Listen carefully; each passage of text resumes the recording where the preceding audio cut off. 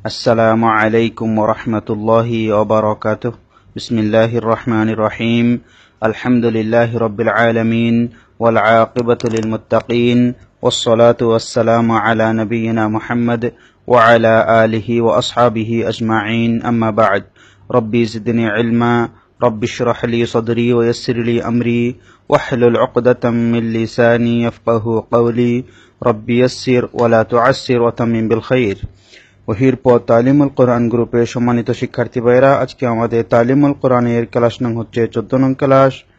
14 নং ক্লাসে আমাদের সূরা থাকছে সূরাতুল কাফিরুন। সূরাতুল কাফিরুন মাক্কিয়াহ।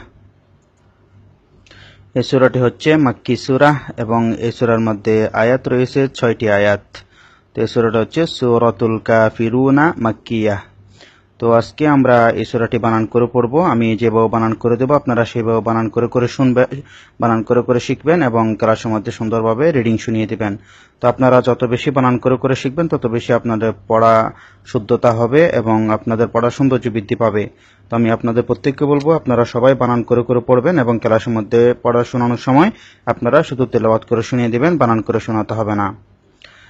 أعوذ بالله من الشيطان الرجيم.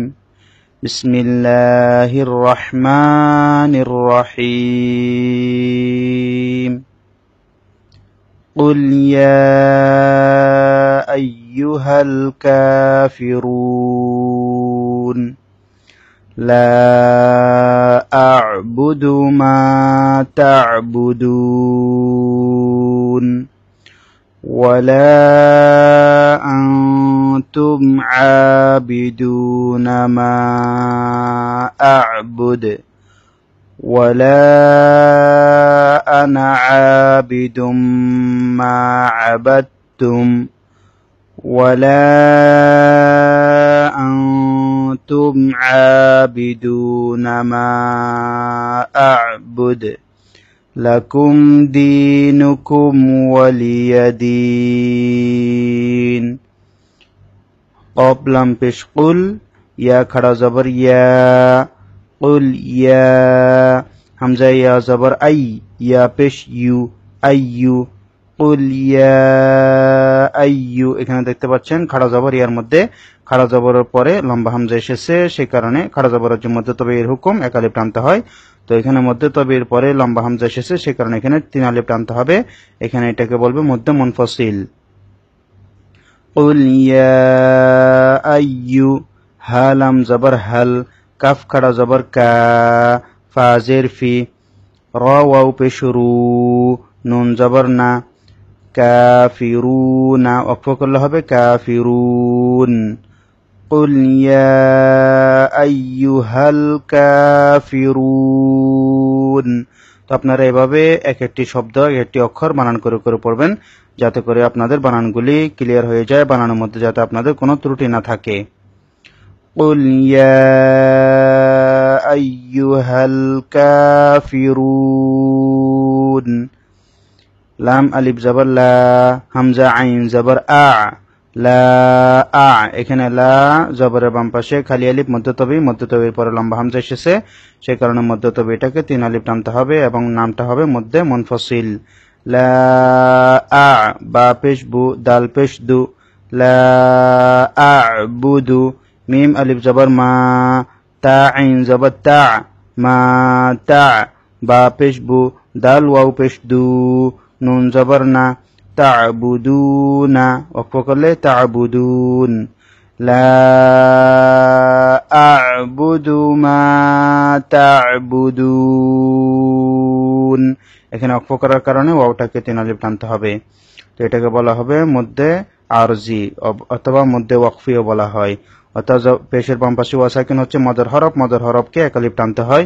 তো মদর হরফের বামের হরফের মধ্যে যদি ওয়াকফ করা হয় তাহলে মদর হরফটাকে 3 আলিফ টানতে হয়। এইভাবে 3 আলিফ টানাটাকে মধ্যে আরজি বলে অথবা মধ্যে ওয়াকফিও বলে।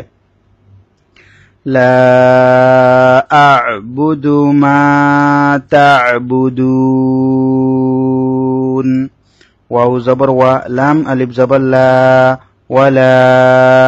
এখানে 3 আলিফ টানতে হবে আলিফটাকে, ওয়ালা। এটা হচ্ছে মধ্যে মুনফাসিল। হামজা নুন জবর আন, তা মিম পেশ তুম, ওয়ালা আনতুম নুন সাকিনের পরে তা এসেছে, সে কারণে নুনটা গুণা করতে হবে, কারণ তা হচ্ছে ইখফার 15টি হরফ থেকে একটি হরফ। ওয়ালা আনতুম আইন খাড়া জবর আ, বা জের বি, দাল ওয়াও পেশ দু, নুন জবর না, আবিদুনা, মিম আলিফ জবর মা, হামজা আইন জবর আ, মা আ, বা পেশ বু, দাল পেশ দু, আবুদু ওয়াকফ করলে আবুদ, দালটা কলকলা করতে হবে ওয়াকফ অবস্থায়, কারণ এক পেশের মধ্যে যদি ওয়াকফ করা হয় তাহলে এক পেশটা জজম হয়ে যাবে। তো কলকলা হরফ হচ্ছে 5টি, কফ, ত, বা, জিম, দাল, এই 5টি হরফের মধ্যে জজম হলে কলকলা করে পড়তে হয়। ওয়ালা আনতুম আবিদুনা মা আ'বুদ ওয়ালা আনা আবিদুম মা আবাদতুম, ওয়াও জবর ওয়া, লাম আলিফ জবর লা, ওয়ালা, হামজা জবর আ, নুন আলিফ জবর না, আনা। এখানে জবরের বাম পাশে খালি আলিফ রয়েছে, কিন্তু এই আলিফটা টানা যাবে না, এই আলিফটা টানা যাবে না। এখানে যেখানে আপনারা দেখবেন হামজা জবর আ, নুন আলিফ জবর না, সেখানে যদি আপনারা এভাবে লম্বা হামজা দেখেন, লম্বা হামজা যদি থাকে তাহলে নুন আলিফে নুনের আলিফটা টানা যাবে না। আর যদি এখানে এভাবে গোল হামজা থাকে, যদি গোল হামজা থাকতো তাহলে নুনের আলিফটা এক আলিফ টানতে হতো। তো এটা আপনারা স্বাভাবিকভাবে এই নিয়মটা যদি আপনারা স্মরণ রাখেন তাহলে আপনারা খুব সুন্দরভাবে বুঝতে পারবেন। আবারও বলছি, এখানে হামজা জবর আ, নুন আলিফ জবর না, তো এখানে নুন আলিফটা বানান করতেছি কিন্তু টানা যাবে না, এই আলিফটা টানা যাবে না, এই আলিফটা টানা যাবে না। এটা লিখতে লেখা আসবে, পড়তে পড়া আসবে না, পড়তে হবে আনা আ। আমি পড়তেছি, ওয়াও জবর ওয়া, লাম আলিফ জবর লা, ওয়ালা, হামজা জবর আ, নুন আলিফ জবর না, ওয়ালা আনা, আইন আলিফ জবর আ, ওয়ালা আনা আ। এখানে আনা এভাবে টানা যাবে না, ওয়ালা আনা আ, বাজের বি, দাল মিম দুই পেশ দুম, আবিদুম, এখানে ওয়াজিব গুন্না মিমের মধ্যে, মিম আলিফ জবর মা, আবিদুম মা, আইন জবর আ, বা তা জবর বাত, তা মিম পেশ তুম, মা আবাদতুম, এখানে বাটা গিয়ে তাকে ধরবে, কারণ তাসদিদের পূর্বে এখানে দাল এসেছে, দালের মধ্যে জজম, তো বাটা গিয়ে ধরবে তাসদিদকে, এখানে জজমটাকে ধরবে না। ওয়ালা আনা আবিদুম মা আবাদতুম, ওয়াও জবর ওয়া, লাম আলিফ জবর লা, ওয়ালা, হামজা নুন জবর আন, তা মিম পেশ তুম, ওয়ালা আনতুম, ওয়ালা মুদ্দা মুনফাসিল 3 আলিফ, আনতুম এখানে ইখফার গুন্না, আইন খাড়া জবর আ, বা জের বি, আবি, দাল ওয়াও পেশ দু, নুন জবর না, আবিদুনা, আ মধ্য তাবেঈ, খাড়া জবর মধ্য তাবেঈ, এক আলিফ টানতে হবে, দু এখানেও এক আলিফ টানতে হবে, মিম আলিফ জবর মা, হামজা আইন জবর আ, বা পেশ বু, দাল পেশ দু, মা আ'বুদু, ওয়াকফ করলে আ'বুদ, এভাবে পড়তে হবে, দালটা কলকলা করতে হবে।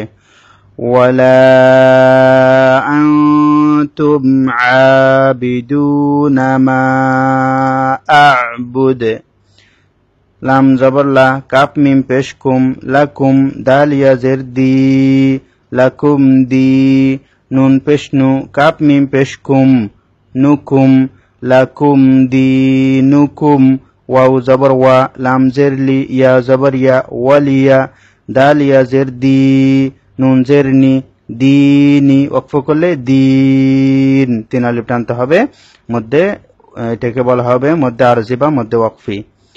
লাকুম দিনুকুম ওয়ালিয়া দিন। তো এখানে আমি প্রতিটি অক্ষর আপনাদের জন্য বানান করে দিয়েছি, আপনারা খুব সুন্দরভাবে বানান করে করে পড়বেন, চেষ্টা করবেন আপনারা বেশিভাবে এই সূরাটা আপনারা বেশি করে পড়ার জন্য, কারণ এখানে হয়তো আপনাদের কাছে একটু কঠিন মনে হতে পারে আয়াতগুলি, তো আপনারা একটু বানান করে যদি পড়েন, বারবার পড়েন, তাহলে ইনশাআল্লাহ আপনাদের এই পড়াগুলি খুব সহজ হয়ে যাবে, এবং ক্লাসের মধ্যে যখন শোনাবেন আপনারা তখন স্বাভাবিকভাবে তেলাওয়াত করে শুনিয়ে দিবেন। এরপরও যদি আপনাদের কোনো ভুল ত্রুটি থাকে সেটি আপনারা সামনে ক্লাসের মধ্যে সংশোধন করে নেবেন ইনশাআল্লাহ। তো আমি আবার তেলাওয়াত করে দিচ্ছি আপনাদের জন্য। بسم الله الرحمن الرحيم قل يا أيها الكافرون لا أعبد ما تعبدون ولا أنتم عابدون ما أعبد ولا أنا عابد ما عبدتم ولا أنتم عابدون ما أعبد لكم دينكم ولي دين। এ থাকলো আজকে আপনাদের পড়া। আমি যেভাবে বললাম আপনারা প্রতিটি হরফ বানান করে করে পড়বেন, যাতে করে আপনাদের প্রতিটি হরফ বুঝে আসে এবং আপনারা কি জন্য পড়তেছেন সেটা যাতে আপনারা বুঝেন।